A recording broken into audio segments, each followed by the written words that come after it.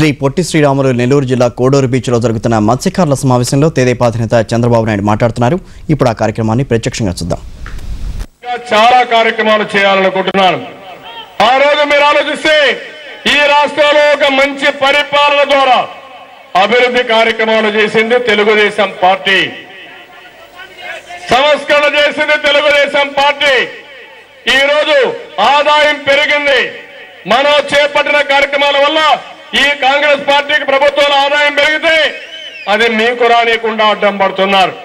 నా ప్రయత్నం ఒకటి, ఈ పేదవాళ్ళకు అండగా ఉండాలని, మీ జీవితాల్లో వెలుగు రావాలని, ఈ యొక్క అభివృద్ధి కార్యక్రమాల ఫలితాల్ని, ఈ సంపదని మీకు తీసుకురావాలనే ఆలోచనతోనే నేను ఈరోజు కార్యక్రమాలు చేపడుతున్నాను. కొత్త పార్టీలు వచ్చాయి. తమ్ముళ్ళు కొత్త పార్టీని నమ్ముకుంటే ఏమీ కాదు. ఎవరైనా చిన్న తమ్ముళ్ళు ఉంటే సినిమా కావాలంటే 2 సార్లు చూడండి. కానీ మన వాళ్ళు కూడా సినిమా యాక్టర్లు ఉన్నారు, వాళ్ళ సినిమాలు కూడా ఉన్నాయి. మీకు ఏ బాధలు అవి కూడా చూడండి. కానీ జీవితాలను మాత్రం సినిమాలతో పోటీ పెట్టుకోవద్దండి. ఎందుకంటే మన జీవితాలు 5 ఏళ్ళు 20 ఏళ్ళు వెనక్కెళ్ళిపోయాం. ఈ రాజశేఖర రెడ్డి అవినీతికి, అదే గాని తెలుగుదేశం పార్టీ అధికారంలో ఉంటే ఈ 5 సంవత్సరాల్లో బ్రహ్మాండంగా అభివృద్ధి జరగాల్సింది. అన్ని అభివృద్ధి కార్యక్రమాలు చేసి బ్రహ్మాండంగా ముందుకు పోయే సమయంలో ఈ రాజశేఖర రెడ్డి గారు ముసలి కన్నీళ్లు గార్చి అధికారాన్ని చేపట్టి పేదవాళ్ళ జీవితాలతో ఆదుకుంటున్నారు. ఈ రోజు మీ భూములు లాక్కుంటున్నారు, రైతుల భూములు లాక్కుంటున్నారు. హైదరాబాద్ లో పేదవాళ్ళు ఇల్లు కూలగొడుతున్నారు.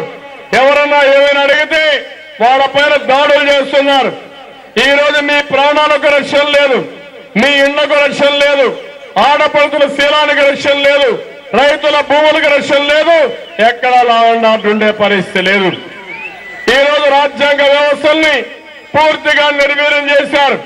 ఒక దోపిడీ రాజ్యంగా తయారైంది, బందీపోట్ల రాజ్యంగా తయారైంది. వాళ్ళకు కావాల్సింది డబ్బులు తప్ప, వాళ్ళకు కావాల్సింది అవినీతి తప్ప ఈ పేదవాళ్ళ సంక్షేమమే పట్టడం లేదు. ఇది వాస్తవం అని కూడా నేను మీకు తెలియజేసుకుంటున్నాను. అందుకని నేను ఒకటే మిమ్మల్ని కోరుతున్నాను, ఇలాంటి దారుణమైన ప్రభుత్వం, అటవిక ప్రభుత్వం, అనాగరిక ప్రభుత్వాన్ని చిత్తుగా ఓడిస్తామని మా మత్స్యకారులు ప్రతిజ్ఞ పూనాల్సిన అవసరం ఉంది. ఈ రోజు మీ జీవితంతో ఆడుకునే పరిస్థితి వచ్చింది. ఈ రోజు మీరు చూస్తే కృష్ణపట్నం కానీ, రిలయన్స్ కానీ, జెన్కో కంపెనీలకు సేకరించిన భూముల వల్ల పనులు లేకుండా పోయినాయి. అలాంటి పనులు లేకుండా పోయిన వారికి తప్పకుండా ఒక ప్రత్యేకమైన ప్యాకేజ్ కూడా తెలుగుదేశం పార్టీ ఇస్తామని చెప్పి కూడా హామీ ఇస్తున్నాను. అదే మరిగా రొయ్యల రైతులు కానీ, చేపల రైతులు ఉన్నారు, వారు కూడా ఇబ్బందుల్లో ఉన్నారు. వాళ్ళందరికీ హామీ ఇస్తున్నాను. వ్యవసాయానికి ఏ విధంగా అయితే కరెంట్ ఇచ్చామో అదే మరి కూడా వారికి కూడా కరెంట్ ఇప్పించి వారిని పూర్తిగా ఆదుకునే బాధ్యత తెలుగుదేశం పార్టీ తీసుకుంటాం. కాంగ్రెస్